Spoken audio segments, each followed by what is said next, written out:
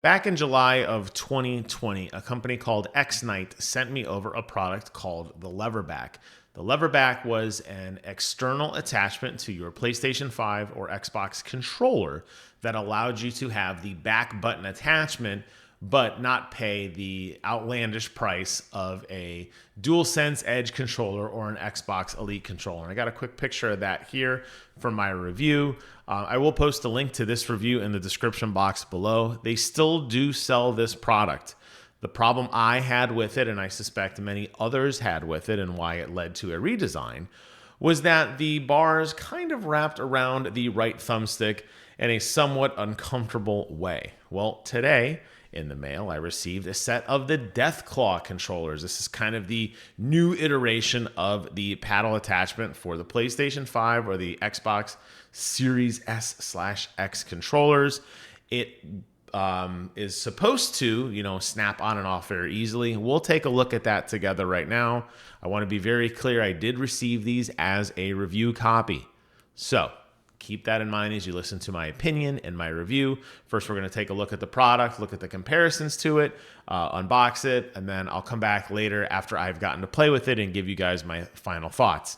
I say all this because I want to be upfront and honest. I think I'm a pretty straight shooter, but, let my work speak for itself, all right? So jumping back over to this, here is the Deathclaw. They sell it in both the Xbox and PlayStation variant. It will run you $30 US. And as you can see, it's a sleeve that actually slides on over the top of your controller. Now, if you're playing on your Xbox controller, it's going to override essentially your A and your B buttons. And that's pretty common for what you would expect to see. Most of the back button attachments or most of the paddles that you would get into do map those. Those are traditionally your jump and your crouch buttons on a first-person shooter, leaving your top two buttons, which are typically reload and some sort of interaction, as still requiring you to take your right thumb off of the right thumbstick and press forward. Similarly, for the PlayStation variant here, you can see the same thing. It is just a separate sleeve that slides on. This time on the PlayStation, it's going to replace the cross button and the O button. Now, why would you want to get these instead of the traditional controllers? Well, the DualSense Edge runs you $199 US, which does include two of those back buttons, only two. Yes, it has some other enhancements with it, but most people are getting it for that back attachment. Over on the Xbox side, they do map all four buttons to the back, but it's going to set you back. Looks like it's on sale right now, $145 US. So as you can see, it is a very, very, very expensive product if you want to buy the OEM variant, or you can get these. And I got both flavors here. We're going to go ahead and take a look at them together. It says, EXknight, play like a pro. Never take your thumb off the joystick. This will increase finger use and react up to 2 times faster. Now, I have been a big proponent of these types of devices because on first-person shooters, you typically don't want to not be aiming. That's when you really find yourself getting into trouble. Yes, this is only 2 of the 4 buttons, understand, but they're the buttons that you're most likely going to be pressing most during combat. So inside the box, we got some thumb grip attachments here. The thumb grip attachments I'm always a big fan of. They will go on top of your control stick as well. Looks like they gave us some little stickers too, little decals. And then obviously what you're really paying for is this piece, which looks like it's going to be broken into 2 separate sections. I'll go ahead and open this up and we'll look at it together. And here you have the 2 separate attachments here. They snap on as a kind of a clamshell piece, which I don't know if I need to actually have the controller in place to do that, but there's a plastic clip where these 2 things snap into place. And then that is what's going to basically go over your controller. You're going to flip these paddles in the back, and due to the mechanical nature, the bar you hit in the back is going to press the face buttons in the front. Also inside the package is a little instruction manual with some tips on how to go ahead and put those together. I'm going to go ahead and assume that this is a very similar package for both variants. So we're just going to go ahead and focus on this one first. This is for the Xbox controller. So I did bring down my old Halo 20th Anniversary Edition Xbox controller. I think I've used this like maybe 2 times in my entire life. So we're going to go ahead and try to assemble this really quickly on the fly and take a look at it and see. It should be pretty intuitive to put together. So as you can see on the back with the contour, it just kind of lays on the back and kind of holds in place there. It obviously does add a little bit of overlap. I don't know how well you can see that. It does obviously make the grip a little bit bigger, which would make sense because you're adding an attachment to it. The nice thing about this though, and something that really intrigued me about this product, was it's just removable. So if you don't like it, and if you're playing a game that doesn't require that sort of use, you can just take it off. You can hear some clicking and clacking. That's me actually snapping the foam plastic pieces in together, and that is done. That was as fast as I installed it, and I've never ever opened this box in my life. Basically, it's a clamshell. There's a bunch of plastic clips. There's a big release clip here. You flip this, and the whole thing would basically fall apart and disassemble, which is great. There are plastic clips that run down the length of the controller here. And now what you have is you have the paddles in the back. And by putting your hand on the controller like you were playing, you'll notice that my middle finger and my right ring finger rest naturally on these levers. I still have full utilization of the right thumbstick. I still have full utilization of the other face buttons. And when I press my hand against the controller, I now can feel, as I'm pressing this, you could probably hear it and see it, the metal rods are now basically just a lever action. It's just lifting up and it's pushing down on the face button. As I am resting my thumb across this grip, and something that the original Leverback had a problem with, in my opinion, was there was so much metal, it kind of forced you to lift your thumb way up high over the top of those giant metal bars in order to comfortably manipulate the right thumbstick. And I could tell you in holding it now, I don't feel any of that. There's actually a little bit of a gap between where my thumb and the button that would be for the B button. So this metal bar on the side here, there's actually a little gap, and as I'm pressing it, I don't really feel any pressure there as I'm moving around. I do notice though, and I wonder, this may be a problem for some, but as again, I'm just being honest with you guys.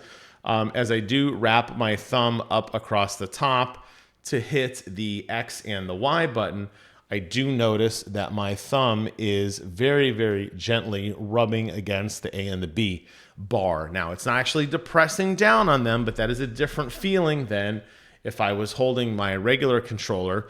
As I reach down, you can see as I'm going to press my X and my Y button, you see this huge gap that I have. I actually stick my finger through this gap where the face buttons would be. On this controller, if I'm holding it, you can see I can't reach my finger through the gap because you have that metal bar there and the piece of plastic that's holding down the lever action. So keep that in mind. It will feel slightly different, but the question is, does it actually improve performance? I'd also like to point out briefly as well, it does have a cutout for the menu button here, and it still has a nice cutout for the rest of the face button. So this seems to work pretty well, at least from a mechanical perspective. But in completeness, as I said, I wanted to do both of them with you now. I'm now going to open up the PlayStation variant. I do have my original DualSense controller here, so we can go ahead and connect that and try it out as well. I assume the contents are going to be very similar. You have the thumb grip attachments with some decals if you would like. I'm guessing the decals are probably put in place, and let's actually look at the tips here very briefly together. I'm assuming they have the decals that they put in place to make sure that it doesn't say, probably to put on top of the face button, just because this is an exposed piece of metal. It does seem to be kind of sanded down nicely, but I could see over extended use that this could potentially cause some scratching on your A and your B button or on your cross and circle button. So I'm gonna go ahead and guess that these little stickers here has, yep, it says if there's a space between the paddle and the button, please place one sticker on the button. There's no residue when you remove it. So I guess they assume that there is going to be some mechanical play that is just basically built into the controller, which makes logical sense. And it also, I think, serves as a piece of kind of insulation and protection to make sure that you're not scratching your buttons. But I don't think you would, but it makes sense why they put them in there. Here you can see the contents of this controller, obviously slightly different because it's going to match of the contour of the DualSense controller. And I'm going to go ahead and do the same thing I did last time. I'm going to put the back paddle on first. It's just laying loosely right now. You can see there's a nice cutout for the R2 button. And we're going to go ahead and put the other piece over the top. And I'm just going to try to get it in camera a little bit better this time. You can see it's still just loose and it's actually not connected. And I'm just lightly pressing on all of the edges as I'm snapping all of the formed plastic together. And you can hear it click in a couple different places, and I'm just double checking, and I actually just turned on my PlayStation. That's okay. But there you can see all of the seams are now nice and flat. If I did need to take it off for any reason, I just lift up on this and it should just fall right off. Similar form, function, and factor in the sense that you now are, you have the cross and the circle button covered up. When you hold the controller naturally in your hand, you will again find that your ring finger and your middle finger do naturally rest on these two bars. Holding the controller and moving it around, same thing as before. Now the PlayStation layout is slightly different from the Xbox layout, which makes sense.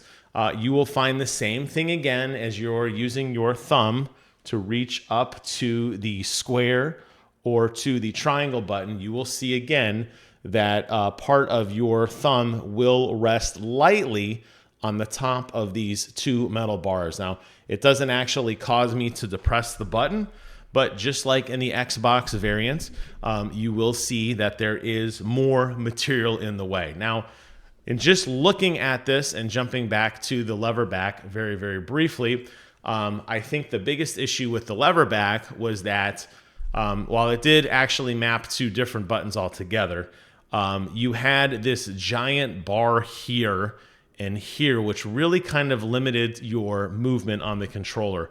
And I have to say that in holding this controller, actually either of these, it doesn't matter which one, because they are both, similar. I do feel significantly more freedom in which to manipulate my thumb easily. So with that, I'm going to do a jump cut here, and then I will come back. For you guys, it'll be seamless. For me, it'll be a day or two to go play some Call of Duty Modern Warfare and some Halo Infinite and some Overwatch 2, and check out these controllers and put them both through their paces and give you guys my final thoughts. So we'll stop here, and I'll be back in just a second. All right, I am back after a long weekend of playing games. I ended up playing Battlefield 2042 on the PlayStation. I ended up playing Halo Master Chief Collection on the Xbox Series X. And then I dabbled a little bit with Overwatch back on the PlayStation. So the question is, how do these hold up? Do I recommend you check this product out? And I have to say, yes, I actually really, really did enjoy them. I do have the PlayStation Pro, the Edge controller, and I do have the Elite controller to kind of draw comparisons to. However, this product, I think, serves kind of more of an entry point into those products, particularly since I don't know if everybody is going to really wrap their head around the ideal of a paddle control. So playing and kind of giving up your thumb really to start using your back fingers on some of the buttons. Eventually you get to the point like me when you're playing with your Elite controller that your hands are always on the back and you never, ever, ever remove your thumbs ever from the analog sticks. This product obviously doesn't do that, although I think, honestly, looking at kind of how the routing went, particularly on the PlayStation controller, I do think it's possible. I do think you could potentially get a clip that went across the other side so that you could have that full controller, those 4 paddle button supports without ever taking your thumb off. But due to the mechanical nature and kind of how the pipe would have to route around Obviously, I've long since retired as an engineer, so I can't speak to that anymore. But for what this product does for a $30 entry point into getting familiar with paddle control and increasing your optimization in first-person shooters, I absolutely do recommend them. A lot of people don't really believe me when I tell them how much time they lose and how much gameplay they miss out on by having their right thumb constantly come off the thumbstick to do a lot of the face button pressing. But let me tell you, if you've ever played, and they do this all the time in Halo, where people are standing there and they're crouching up and down shooting you, or they're jumping up and down shooting at you, it's going to mess up your aim. And if you're not familiar with that mechanic, you're probably going to lose a firefight. Here, you can constantly track, and if you wanted to be one of those crouchers or jumpers, you could. As you're sliding around a corner, you can still be actively aiming. This is particularly important in Call of Duty Modern Warfare 2, where sliding is such a prevalent way to get around the battlefield. A lot of people are doing dolphin dives through doors now, so you have to keep that in mind as well. I did look into the durability a little bit more, and the way that these metal pieces at the end are kind of flush, I don't think there would be any significant scratching or whatever. They do come with those sticker decals if you're concerned, and you can easily take them off. I'm actually going to leave them on because that's the way I personally play.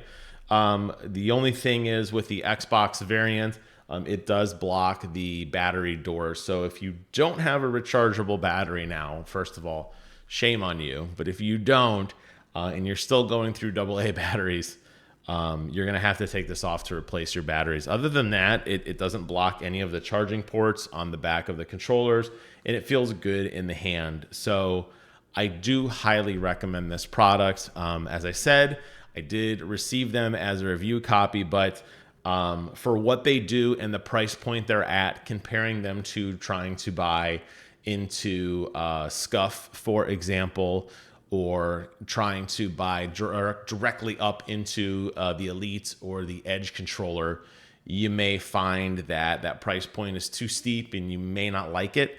This, I feel, is a good middle ground where you still get the OEM model of the controller, which I know a lot of times Scuff adds a lot of components to the controller and the durability is questionable. Here, it's just your standard controller. All you're doing is adding a piece of plastic on it, which can easily be removed, so you don't have to worry about that. So thumbs up for me on this one. I will post a link in the description box below where you can check it out and get your own.